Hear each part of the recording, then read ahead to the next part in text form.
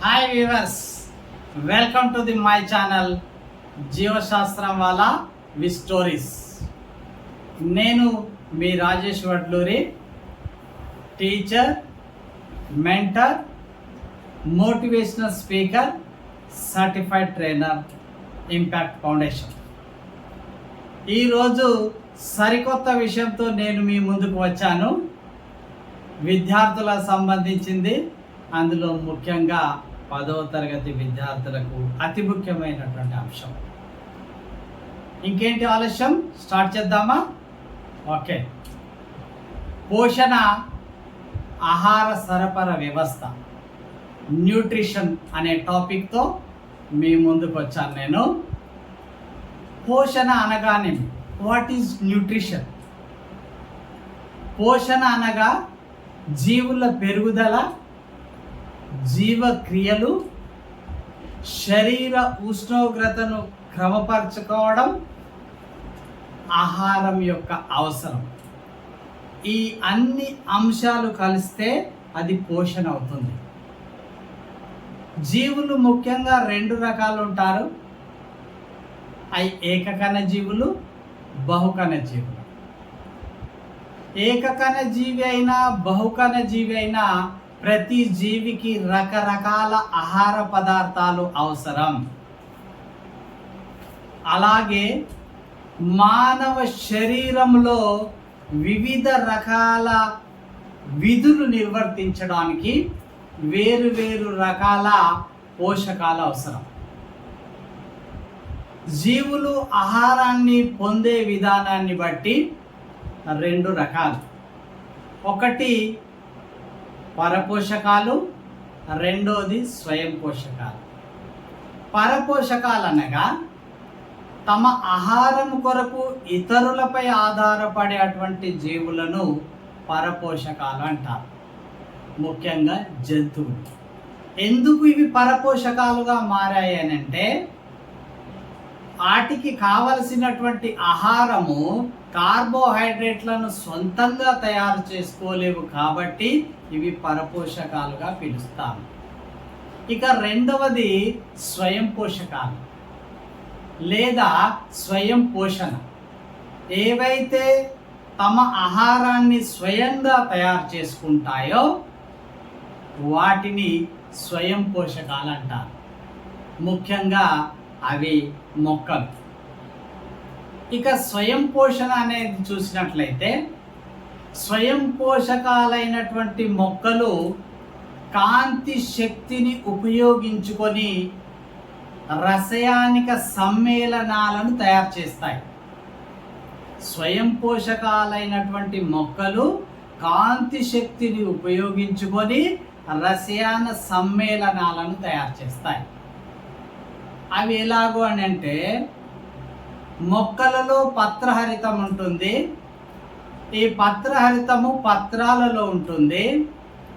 పత్రహరితము కాంతి శక్తిని ఉపయోగించుకొని గాలిలో ఉన్నటువంటి కార్బన్ డయాక్సైడ్ను, నేలలో ఉన్నటువంటి నీటిని మరియు ఖనిజ లవణాలను ఉపయోగించుకొని కార్బోహైడ్రేట్లను తయారు చేస్తాయి మొక్కలు. ఈ కార్బోహైడ్రేట్లో అనేక మార్పులు జరిగిన తర్వాత అది పిండి పదార్థంగా మారుతుంది. సరళ పదార్థాలైనటువంటి కార్బన్ డయాక్సైడ్ మరియు నీరు సంక్లిష్ట పదార్థాలుగా మారాయి, అంటే కార్బోహైడ్రేట్లుగా మారాయి.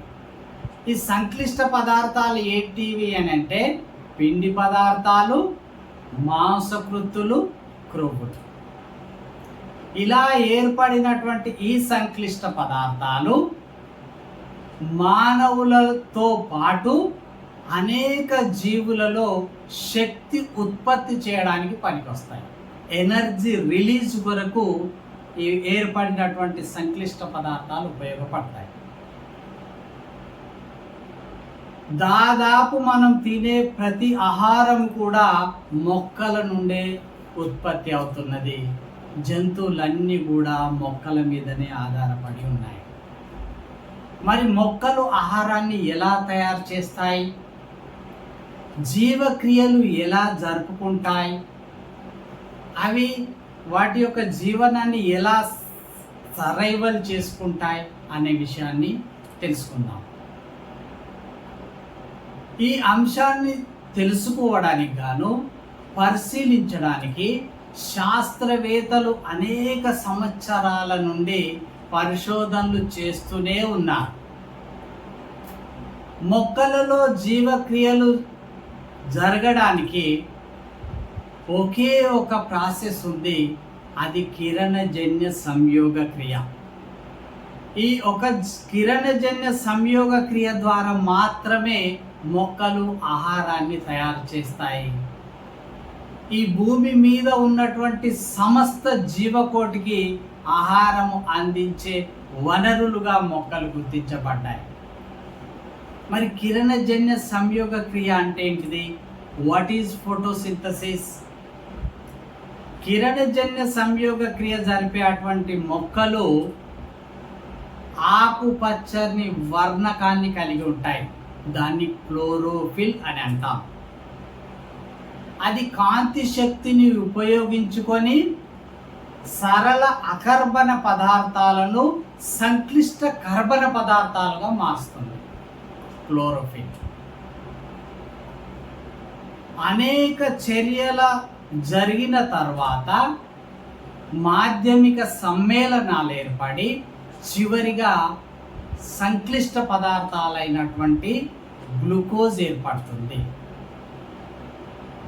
గత 2000 సంవత్సరాల నుండి శాస్త్రవేత్తలు ఈ విషయం మీద పరిశోధన చేస్తూనే ఉన్నారు. కిరణజన్య సంయోగ క్రియ జరిగే విధానాన్ని ఒక సమీకరణం రూపంలో దాన్ని సరళంగా చూపించే ప్రయత్నం జరుగుతూ ఉన్నది. 1931 సంవత్సరంలో సిబి వాన్ నైల్ అనే అటువంటి శాస్త్రవేత్త, ఈ డచ్ దేశానికి సంబంధించినటువంటి శాస్త్రవేత్త, ఈ సమీకరణాన్ని మొట్టమొదటిసారిగా తీసుకురావడం అనేది జరిగింది.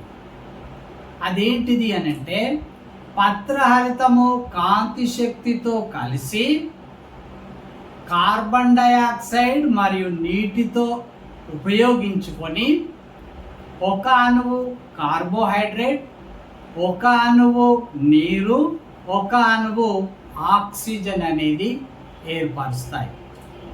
సిబి వాన్ నిల్ చెప్పినటువంటి సమీకరణాన్ని కొనసాగింపుగా రాబర్ట్ హిల్ అనేటువంటి శాస్త్రవేత్త అనేక పరిశోధనలు చేసిన తర్వాత నీటి నుండి ఆక్సిజన్ వెలువడుతుంది అనేటువంటి అంశాన్ని తీసుకురావడం జరిగింది.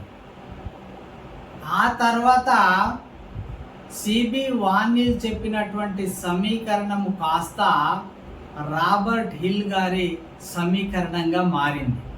అదేంటిది అని అంటే, పత్రహరితము కాంతి శక్తిని ఉపయోగించుకొని 6CO2 plus 12H2O gives rise C6H12O6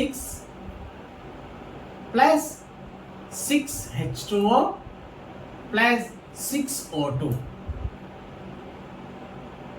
ఈ సమీకరణంగా మారింది. ఏర్పడినటువంటి 6H2O నేలలో కలిసిపోతుంది, 6O2 ఆక్సిజన్ గాలిలో కలుస్తుంది. కిరణజన్య సంయోగ క్రియను ఈజీగా మనము గుర్తుండాలంటే ఈ సమీకరణాన్ని ఫాలో కావాల్సినటువంటి అవసరము ఉన్నది.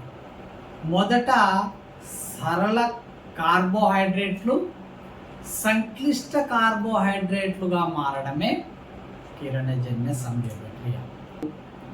న్యూట్రిషన్ అనేటువంటి అంశంలో ఉన్నటువంటి విషయాలు. మరో విషయంతో మళ్ళీ నేను మీ ముందుకు వస్తాను. నేను మీ Rajeshwar Luri. Thank you, 1 and all.